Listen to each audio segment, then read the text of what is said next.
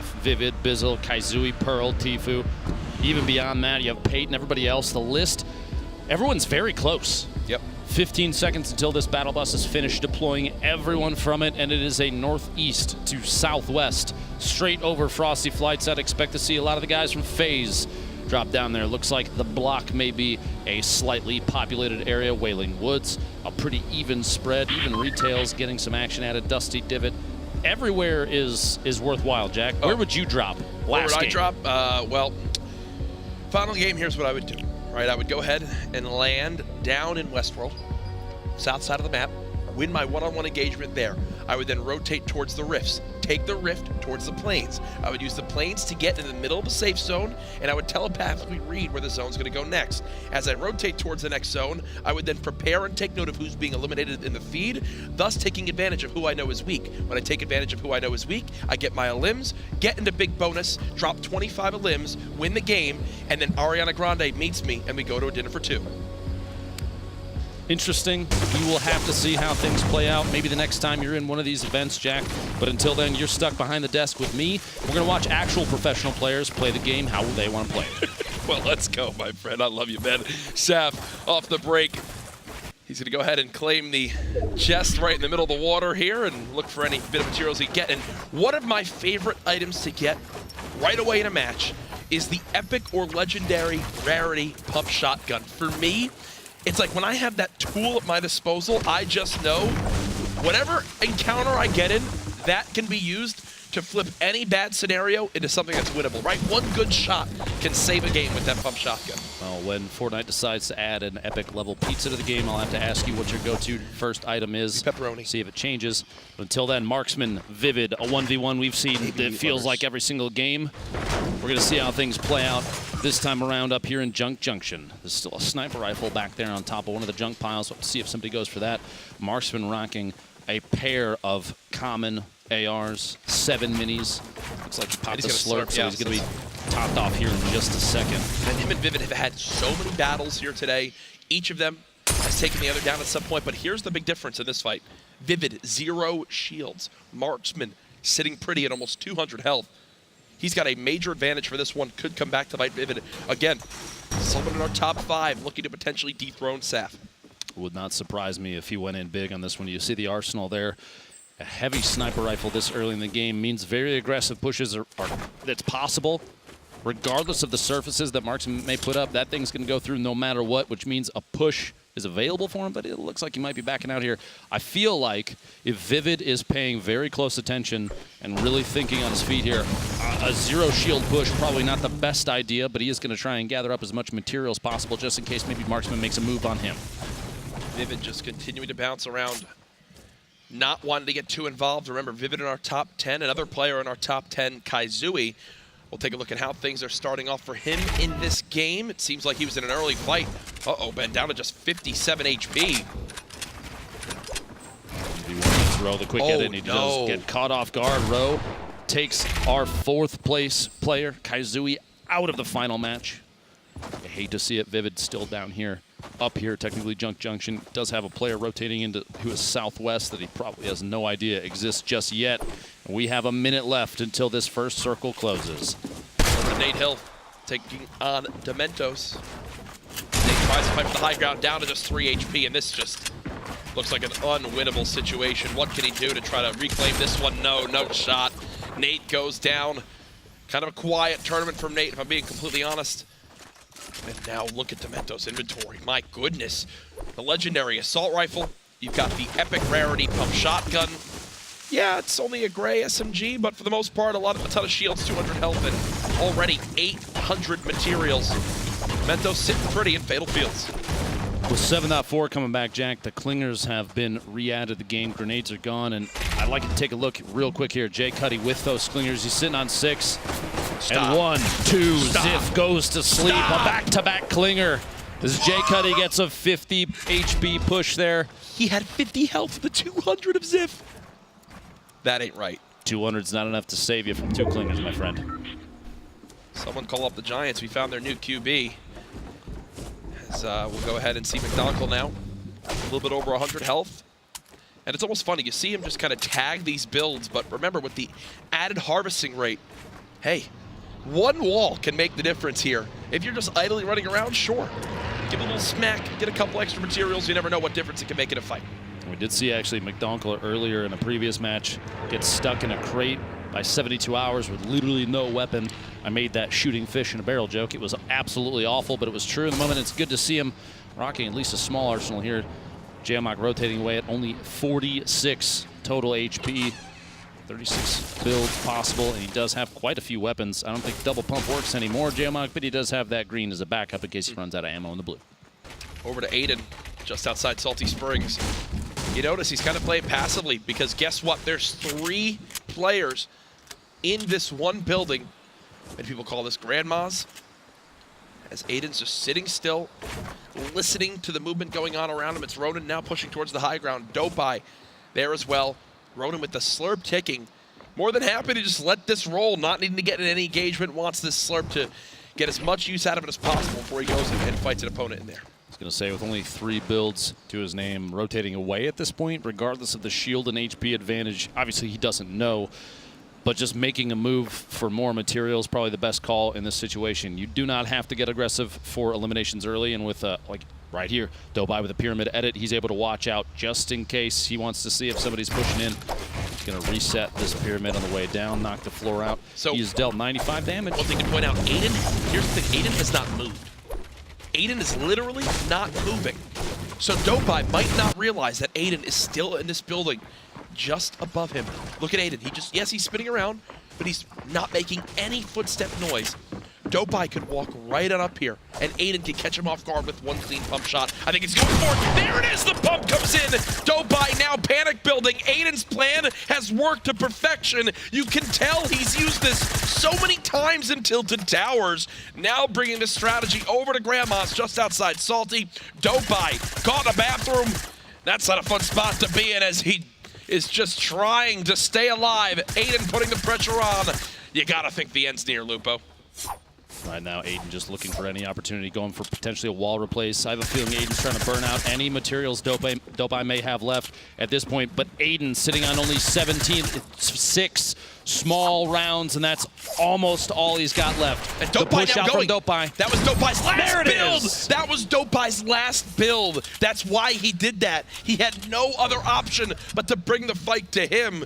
Sorry to cut you off there, Ben. I was trying to make sure I got that the info our director gave to us just as that went on. That's why he made that decision to just go for it in the final moment. Just a little bit of ammunition left, but Aiden comes out on top. A single Elim, 32 builds now. 78 HP remaining. We'll have to see if he finds a bead on Ronan here in a second. He does see him pop out just around the tree. The build begins, and Aiden's playing a little defensively here. He doesn't want to give Ronan an opportunity to get up above.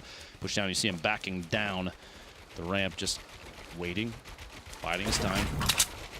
Slight aggression, just the right time, the opportunity he needs to push on Ronan, and he's going for it. The pyramid to block, and he rotates on the outside to jump out as a defensive mechanism in case Ronan tries to pyramid the ramp up on his own, and Aiden drops down, 102 to the back, and he might have Ronan on the ropes here. Gets pyramided his own, tries to go for the edit on his own ramp, and barely misses it. He's got no builds.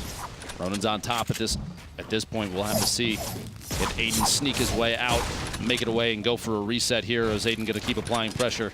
28 HP, it would be very, very aggressive of him, but we've seen it in the past. We've seen it a number of times. The shot, he just barely misses it. Aiden's still alive. Neither player taking any damage from that engagement.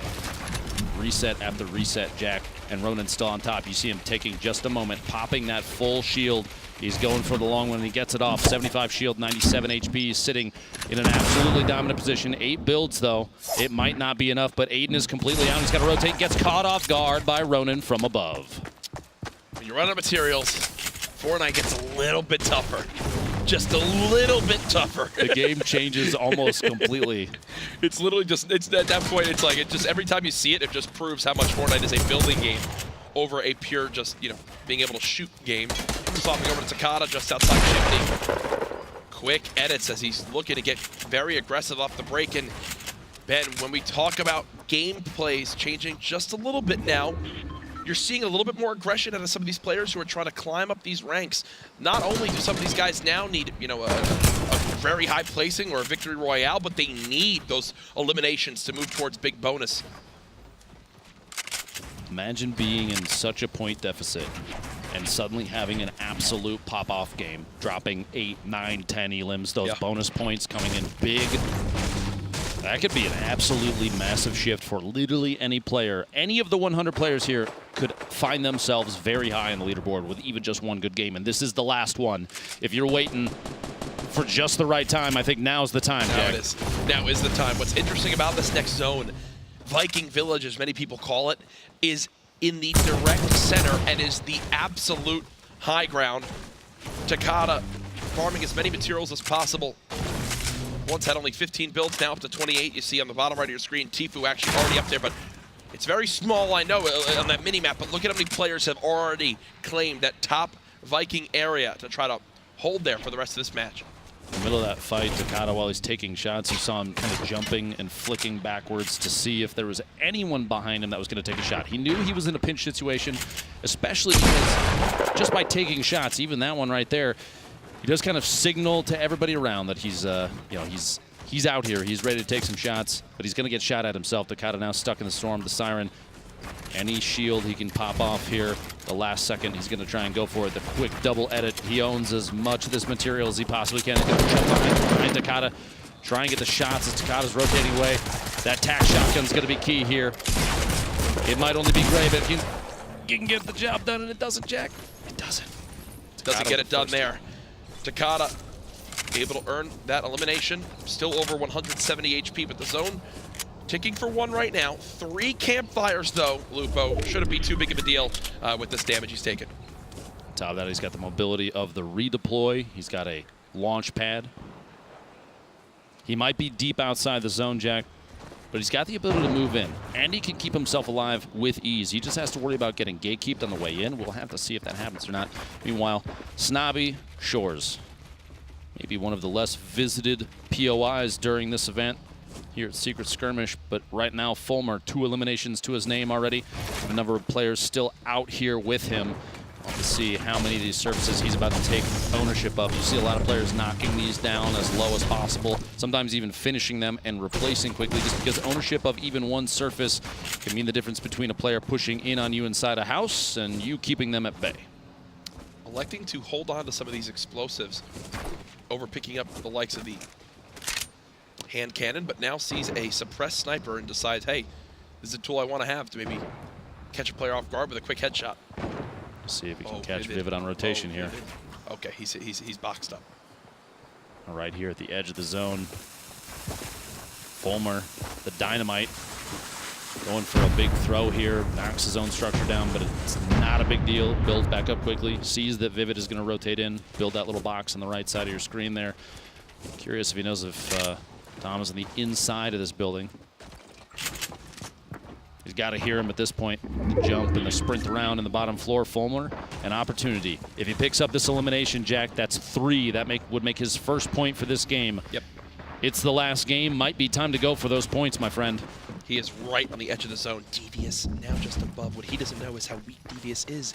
So he's going to get a push forward. This is going to put him off guard. Devious not hearing the footsteps. Beautifully played by Fulmer. And Ben, you mentioned it. That will now put Fulmer at 3 limbs. 1 more point earned. Going to swap that suppressed sniper out for a heavy. The ability to knock down any given wall at any time is absolutely massive. Take advantage of that. We saw in the duos a number of times yesterday. The heavy snipe into Rocket is a big combo for these players. Jay Young. 128 builds now, too. Near max materials. The rift all the way in the back as rotations are going to start. Fulmer's going to go for the high ground. That quick edit and reset on the pyramids during a climb. Very, very important to take note of that because it is a double layer on the floor below or above. On top of that, they switch it to a ramp to get some elevation, then reset it back. It's so clean. The ability to rotate in, move, or gain elevation so quickly like that. Huge strat to take note of. Still just sitting up top. Tom in the building, Kuros and Dementos in a fight. Kuros very, very good. It's a great shot. Dementos did win it. Okay, I was going to say, geez, he was down to, what, 7 health when he got that elim. Kuros nearly made that happen. I don't know if you watched that, but the build count literally flying from almost nothing to full. He was at 150 as it ended, which is the cap right now. And there's so many more mats left. See, what I want to see here is him begin to build towards this next zone, tunnel on out, then come back for the materials that are there. I think that's what he's going to do once he heals on up. But that's what, again, separates the differences in these players in these lower material modes. Well, now I should say with lower materials now across Fortnite, right? It's no longer a mode with lower materials. Now everyone's playing on it. Those pop-up cup rules are all over the place. You love to see it. Saf, your current leader, sitting all the way up top, and we're 50 players eliminated at this point, halfway through. Saf is still here. I mean, brilliant, brilliant performance from him this weekend, no matter what happens. Definitely, if you pick an MVP, you got to think it's him. For what we've seen up to this point, both players wind up taking this rift, Vivid and Fulmer. And you know what? If I'm Fulmer, I'm more than happy with this, right? I get a free rotation, didn't use one of mine, and I get to avoid fighting one of the best players in the world in Vivid. See where they land here. At this point, landing on top of another player structure might be one of the only options. Fulmer's going right next to Sofa. He's going to build up the tree, causing a little bit of trouble. I think he regrets landing in this tree. Look, you can, like, it's just awkward. The trees are just awkward to build in and fight around. He's going to break that down right away. That's free materials at least, but yeah, it really makes things tough. You could even get caught off guard just by a strange angle. Somebody could hit a shot through between some branches. Building is very difficult. Lana, Sheep, Punisher, Sofa, and Fulmer all on your screen here. 49 players remaining as this circle is getting ready to finish closing. It's got 36 seconds left, and what that means is the next circle is when things start to move. Players are going to be forced to rotate no matter what, and I think a little bit of chaos is going to cut loose, Jack. Chaos will most certainly cut loose. We're at the halfway point. Let's check in with our pal Sundown. Thank you so much, Courage and Lupa. We're going to catch 6 elims that we might have missed here. We're starting off with Schmeck versus Overpeak. Overpeak low. Schmeck recognizing that at the 177 HP. Dives in, and actually a really good trade from Overpeak, but not enough. Paytech versus Thwifo, 2 of the young gods. Paytech, make sure he lands the boogie bomb, and he's following up. He sees Thwifo dancing, boxes him in, drops her on the side, edit. Right as it runs out, he puts the pressure down, but he owned the wall. Thwifo, nothing to do, and he throws a little default dance in there too. You talked about it, how it's last game. Postek here has a beat on him, but sometimes those nerves get to you. Those Rift to goes down there, he's gonna try and fall down to one, but you have to be conscious. You only had 13 HP. You can't fall that far, just misses the Rift. Now into the battle of Tilted. Triggy able to get some good shots on Slobbing. Slobbing tries to rotate away from Deuces, but he's gonna get picked off. Triggy then recognizing that's there. Deuces gets gifted a little bit of loot. They're both trying to close it out, but Deuces is gonna make immediate use of that blue pump that he picks up. Going to drop down, edit the 150 shot, and he follows it back up with another 150 shot. Really well played from him. Now we're gonna check out Cease, the only one earning a point, places the ramp, and then the edit. That was so clean, setting up 1 point going into late game. Has to be happy with that, but now let's get back to the chaos. Brilliant Sundown. One of my favorite additions of the Secret Skirmish has been the mid-game updates to catch on some of those moments we may have missed. That's the last one for this weekend. Props to all of our great analysts. It's been an honor working with you guys on those segments, but now back in the game. 43 players remaining. One of these half in, half out zones where it gets real hectic. Lupo has kicked in, and you can hear the rifts going off in the background. Everybody's got to move to the southeast side of the map. 30 seconds until this finishes closing. We have 42 players remaining. Fulmer sitting on 4 eliminations. A 5th would mean another point for him. Trying to push as close as he can to that top 10, trying to earn points there as well. Takes a little bit of damage. Rowe also at 4 elims. Cease and Deuce is both sitting on 3, so there's a collection of points going out for our players right now.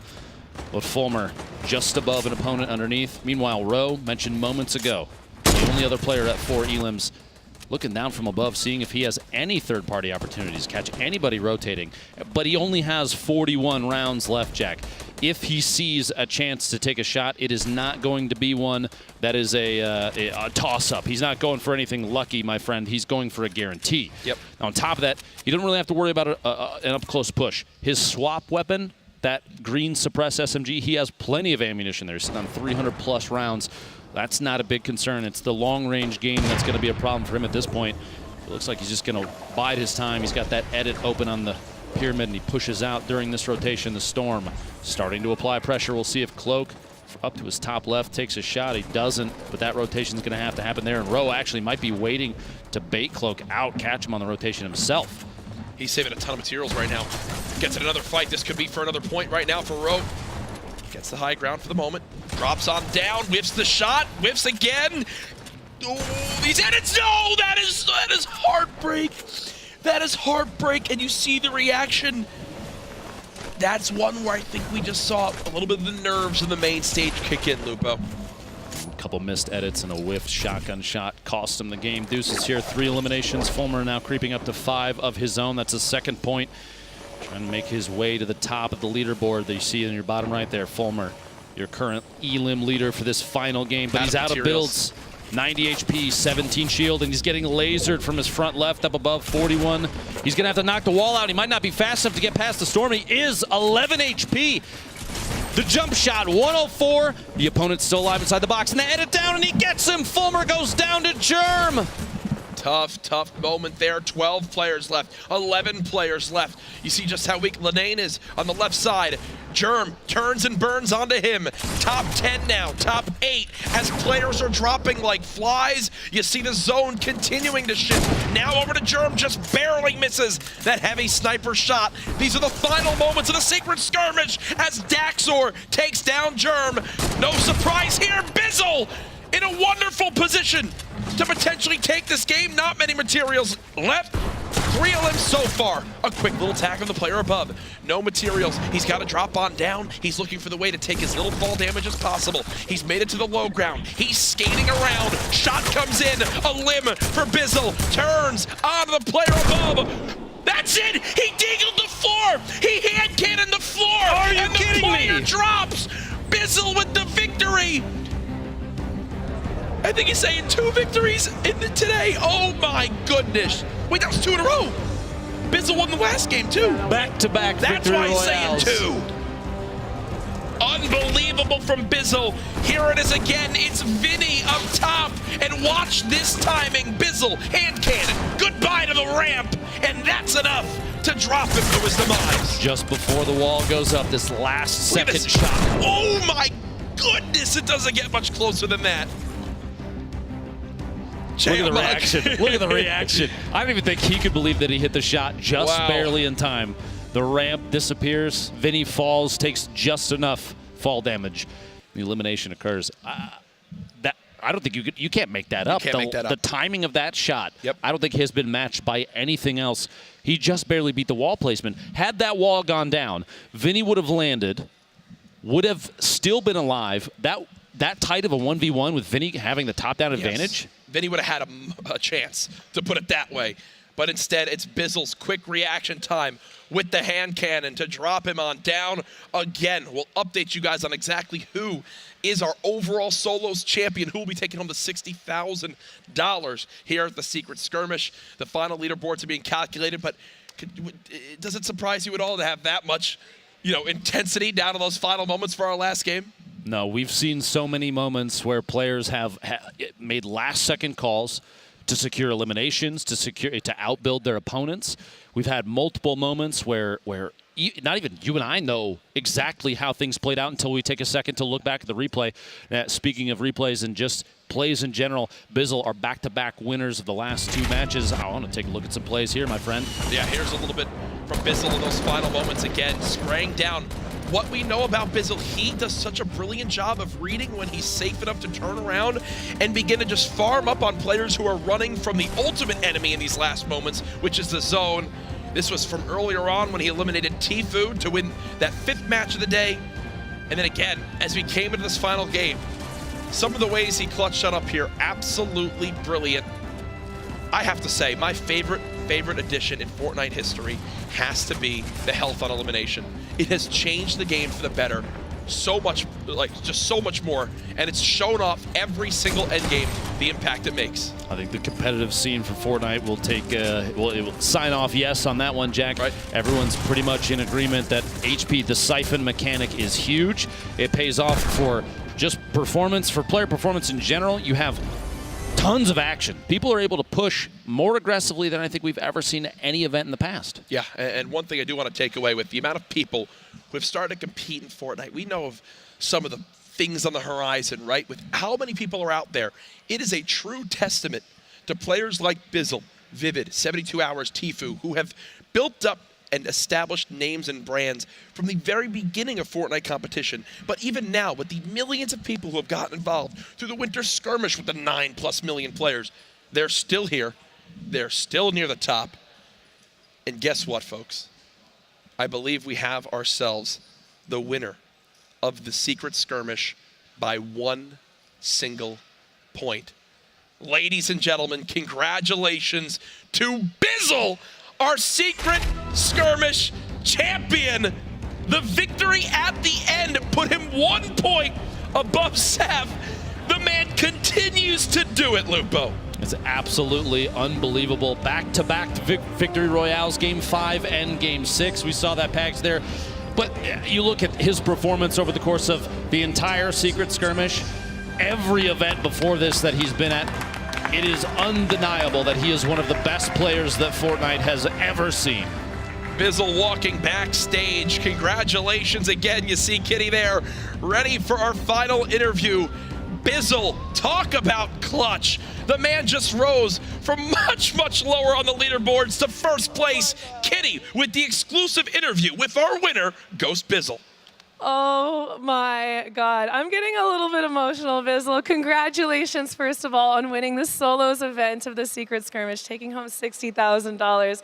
From playing together in the summer skirmishes together to seeing you finally take home a LAN event here. I'm so, so proud of you. How are you feeling right now? I don't really know. I didn't think I'd win. I thought Saf was going to have it, but I got 1 point above him, and I'm glad he got second, but I don't know what to say. I'm pretty excited. It's my first. I know. First one. First from Bizzle. How does it feel to out-clutch your teammate, Saf? We saw his amazing plays yesterday, but after that deagle shot or hand cannon shot today, how does it feel? Like, just, wow. I don't know. It's hard to clutch. Saf's probably one of the clutchest players in the game. I don't know why he's not talked about in the top players of all time. He's definitely one of them, and I'm just glad I got above him. Amazing, amazing. So we do have a clip of your last play. If you can just talk us through what was going on in your head.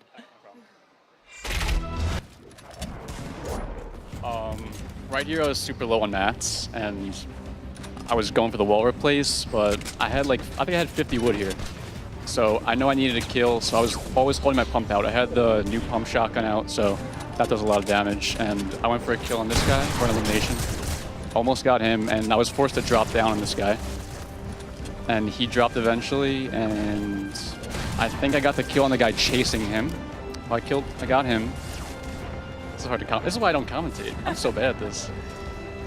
But yeah, I got a decent amount of brick from this guy, so I knew I can just get to circle. I was just trying to get the top 3 placement at this point, and let's just see what happens. I know I had a deagle. I still had a big pot. I was 200 health. I'm not sure if anyone even touched me the whole time. You're doing a great job, Bizzle. I'm trying. I went for a quick shot on this guy on high ground, went for a quick headshot and missed it, so I knew I needed to go down. I had no mats. So I dropped down, and I think I landed right next to people. I got this ice, land on the ice lake, and that was a little bit scary. SMG out, sprayed that guy, and I deagled this guy's stare, and he died to fall damage. That was actually, I was screaming in the background. I think everybody in this entire center was screaming for you, Bizzle. Congratulations again on taking home the Secret Skirmish Solos event. First win ever. Congratulations.